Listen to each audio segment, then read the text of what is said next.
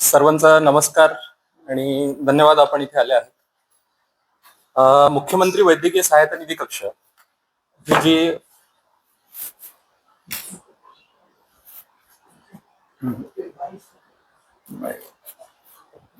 मुख्यमंत्री वैद्यकीय सहायता निधी कक्ष नागपूर आणि विदर्भ विभाग, मूळ ही संकल्पना जी आहे ही माननीय मुख्यमंत्री श्री देवेंद्रजी फडणवीस यांच्या संकल्पनेतून हा हैदराबाद हाऊस येथे हा कक्ष जो आहे तो सुरू करण्यात आलेला होता.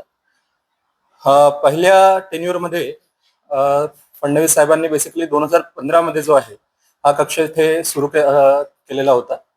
आणि या कक्षातून जे आहे नंतर जानेवारी 2017 पासून आपण जे आहे ते सहायता निधी सुद्धा जे आहे ते निर्गमित करणे सुरू केलेले होते.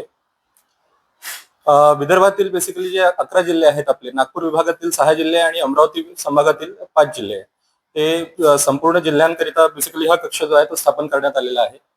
सुरुवातीला मुंबई मंत्रालय येथे पहिला कक्ष जो आहे तो स्थापन करण्यात आलेला होता, परंतु विदर्भातील लोकांना मुंबईला जाण्याला त्रास होत होता, तो लांब पडत होता आणि त्यामुळे गोरगरीब जनता जी आहे, मुख्यतः गडचिरोली किंवा अतिदुर्गम भागातील जे जनता आहे आणि रुग्ण आहेत त्यांना जी आहे ती पूर्ण माहिती पण नसते आणि त्यांना जे आहे साधनं पण नसतात. म्हणून हा कक्ष जो आहे तो तयार करण्यात आलेला होता. आतापर्यंत हा जो कक्ष आहे या कक्षामध्ये आपण जे आहे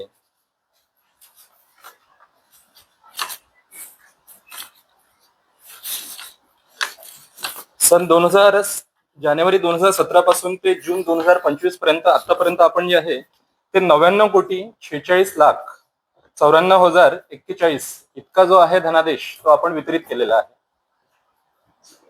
मी पुन्हा एकदा सांगतो, 99,46,94,041 99,46,94,041 इतका निधी जो आहे तो आतापर्यंत आवंटित करण्यात आलेला आहे.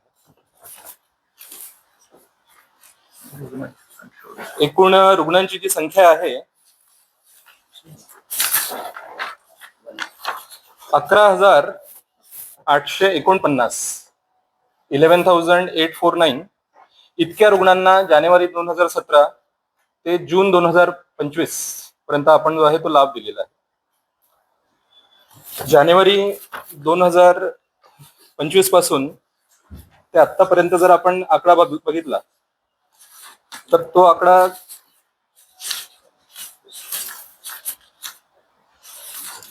एकूण लाभार्थी जे आहेत ते 1,113 आणि अर्थसहाय्याची एकूण रक्कम जी आहे ती आहे 9,62,42,500, 9,62,42,500 इतका निधी जो आहे तो 1 जानेवारी 2025 ते 30 जून 2025 पर्यंत आपण जे आहे ते एकूण 1,113 रुग्णांना जो आहे तो उपलब्ध करून दिलेला आहे. आपले काही प्रश्न असतील किंवा माहिती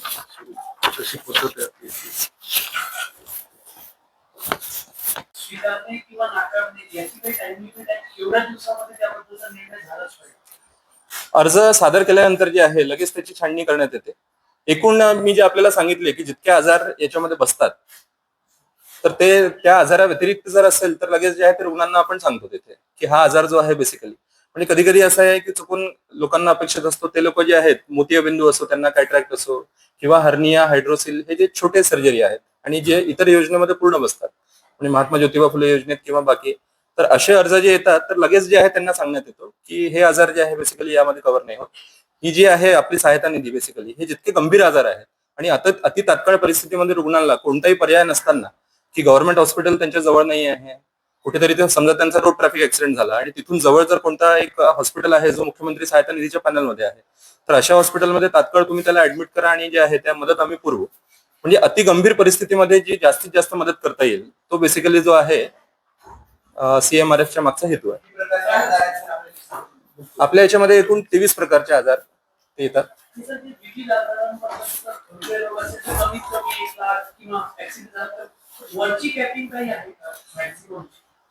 नाही, हे जे मी आपल्याला सांगितलं की जो आपला GR बनलेला आहे त्याच्यामध्ये जसं मी सांगितलं आपल्याला की रोड ट्रॅफिक ऍक्सिडेंटचे अप टू 1 लाख आहे ते. नाही, एस्टिमेट किती आहे त्याच्यावर अवलंबून असतो. जसं समजा की कुणाचा जे आहे रोड ट्रॅफिक ऍक्सिडेंट झाला पण त्याला मेंदूला मार नाहीये त्याला फक्त जे आहे काहीतरी एक ह्युमरस फ्रॅक्चर आहे किंवा हाताला फ्रॅक्चर वगैरे झालाय, तर अशा केसेसमध्ये एस्टिमेट जो आहे तो कमी असतो. 1 लाखाचा जर एस्टिमेट दिलेला आहे तर त्याच्यामध्ये कमीत कमी जे आहे एक 50% पर्यंत जी आहे ती मदत पुरवायची, असा जो आहे योजनेचा त्यामागचा उद्देश आहे.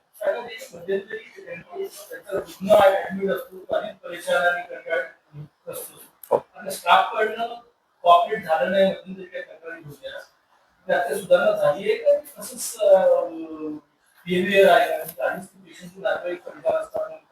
नीट समजून सांगितलं इमोशनली त्यांना आधार दिले गरजेचं असतं. स्वतःला दिसत नाही काही तक्रार येतात ती नीट झालाय का? नाही, अशी काही स्पेसिफिक जर तक्रार असेल, आपण म्हणजे इथला जो स्टाफ आहे आमचा मुख्यमंत्री सहायता निधीचा, त्या स्टाफ बद्दल बोलता की कोणतं एक स्पेसिफिक?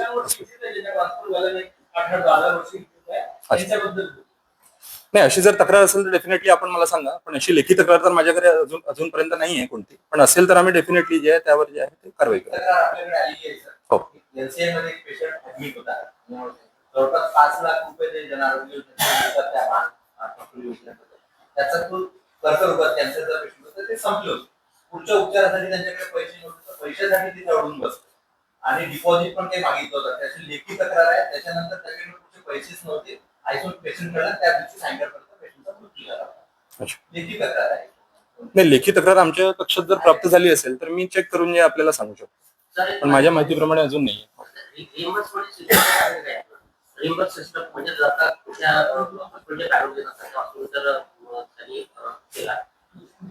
नाही, रिएम्बर्समेंट वाला जो आहे बेसिकली, नाही, या योजनेमध्ये रिएम्बर्समेंट वाला प्रकार नाहीये. रुग्ण ज्यावेळेस ऍडमिट आहे, म्हणजे एस्टिमेट जो सादर करायचा आहे तो जोपर्यंत रुग्ण तिथे ऍडमिट आहे तोपर्यंतच जे आहे ते आपण त्या GR प्रमाणे जे आहे ऍक्सेप्ट करतो. रुग्ण डिस्चार्ज झाल्यानंतर, आता कसं आहे की डिस्चार्जला 8 दिवस झाले, डिस्चार्जला 10-15 दिवस झाले आणि त्यानंतर ते एस्टिमेट जर आणतील तर ते आपण जे आहे त्या योजनेमध्ये कन्सिडर नाही करत. ज्यावेळेस त्याचा तात्काळ अति गंभीर परिस्थितीमध्ये उपचार आहे आणि त्यांना तात्काळ पैशाची गरज आहे, तर अशा वेळेस जे आहे आपण ती मदत करू. समजा आता आपण कॅपिंग केलं आहे, 1 लाख म्हणा, 2 लाख म्हणा, तर पेशंटला माहित नसतं की त्याला किती रुपये लागणार, काय तुमचे पैसे जे लागतात त्याच्यासाठी किती उपचार त्याचे थांबून जातात. तर असं काही प्रोव्हिजन नाही की त्याचा बरा होईपर्यंत अशी योजना आहे का, त्याला बरा करणारी योजना? नाही, बघा, इतर जे योजना आहेत तर त्याच्यामध्ये बेसिकली हा पूर्ण कव्हरेज मिळतो. MJP जेव्हा आहे किंवा बाकी जे योजना आहेत त्याच्यामध्ये 5 लाखापर्यंत जे आहे तो कव्हरेज आहे. आपली मुख्यमंत्री ही सहायता निधी आहे बेसिकली. ही आपण जर असं म्हटलं तर इट इज नॉट अ योजना. हे गंभीर परिस्थितीमध्ये आपण जी सहायता निधी पुरवतो तसावाला हा उद्देश आहे यामागे.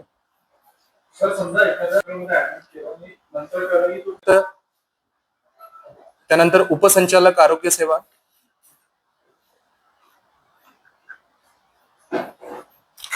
जिल्हा शल्य चिकित्सक, सिव्हिल सर्जन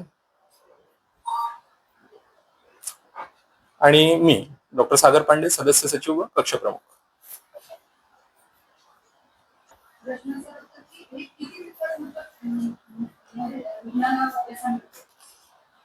सध्या याचा एक सॉफ्टवेअर जो आहे ते तयार करण्याची प्रक्रिया सुरू आहे, पण सध्या परिस्थितीत जे आहे एक 10 ते 12 दिवसात रुग्णांना जे आहे ते पैसे मिळून जातात याच्यामध्ये.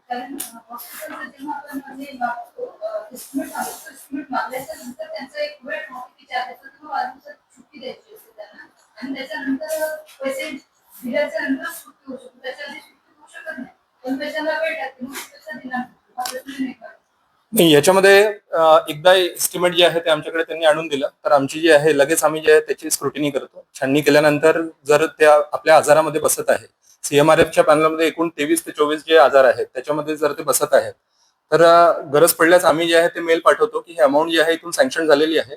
अमाऊंट जी आहे आपण रुग्णांना नाही देत, अमाऊंट जी आहे ते आपण जे आहे ते हॉस्पिटलला देतो.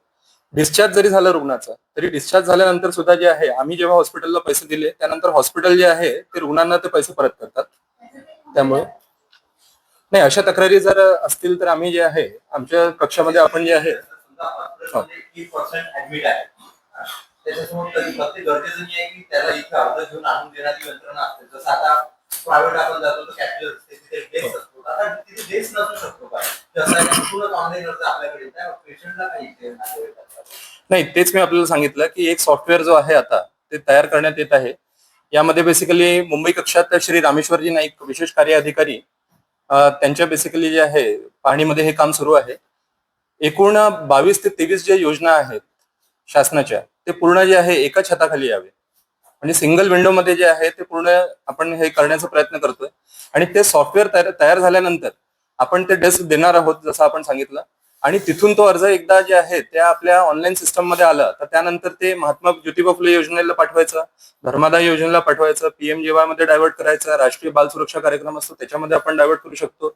असे शासनाच्या विभिन्न योजना आहेत. तर त्या योजनेमध्ये जे आहेत ते ऑनलाईन डायरेक्टली एंट्री होईल आणि तिथूनच ते अर्ज जे आहेत ते डायव्हर्ट करण्यात येईल. आणि त्याची पूर्ण ही कार्यपद्धती जी आहे ती सुरू आहे. येणाऱ्या संभावित एका महिन्यात जी आहे ते पूर्ण प्रोसेस सुरू होऊन जाईल अशी अपेक्षित आहे त्या. हॉस्पिटलमध्ये महात्मा जन आरोग्याचे वगैरे समर्पित. सर एक मांग फाइनेंशियल अप्रूवल की जो अनुमति है उसी कक्ष में नागपुर में जो है वही मिल जाए, उस पर कुछ निर्णय हुआ? उसके ऊपर में मुख्यमंत्री साहब जो है उनको हमने इस बारे में बताया है कि अगर इसका डिसेंट्रलाइजेशन करते हैं, जैसे विदर्भ के लिए मराठवाड़ा, पश्चिम महाराष्ट्र, खानदेश, अगर ऐसा डिसेंट्रलाइजेशन अगर होता है तो ये और भी इजी होगा. बट बेसिकली ये फाइनेंशियल मैटर है. तो फाइनेंशियल मैटर और इसके अंदर में जो ट्रांजेक्शन होते हैं, अकेले विदर्भ के कक्ष से जो है अभी तक के जो हमने बताया कि 6 महीने के अंदर में 10 करोड़ के ऊपर जो है हमने पेशेंट्स को लाभ दिया हुआ है. तो इसके लिए बेसिकली प्रक्रिया जो है वो शुरू करी गई है. हो सकता है आने वाले जो है ये 5 से 6 महीने के अंदर में ये भी चीज जो है डिसेंट्रलाइजेशन वाली ये पूरी हो जाए. नागपूरमध्ये एकूण जे आहेत ते 276 हॉस्पिटल आहे, 276. मुख्यमंत्री सहायता निधीच्या पॅनलमध्ये एकूण 276 हॉस्पिटल आहेत. महात्मा ज्योतिबा फुले योजनेच्या पॅनलमध्ये जवळपास 75 हॉस्पिटल आहेत, 75. धर्मादाय रुग्णालय आहेत जवळपास 36. RBSK राष्ट्रीय बाल सुरक्षा कार्यक्रम या योजनेअंतर्गत कमीत कमी 7 हॉस्पिटल आहेत. आणि प्रधानमंत्री जन आरोग्य योजना जी आहे आपली त्याच्यामध्ये जे आपले मोठे मेडिकल कॉलेजेस आणि बाकी जे हॉस्पिटल आहेत एकूण ते 6 आहेत, 06. नागपूरचं काय?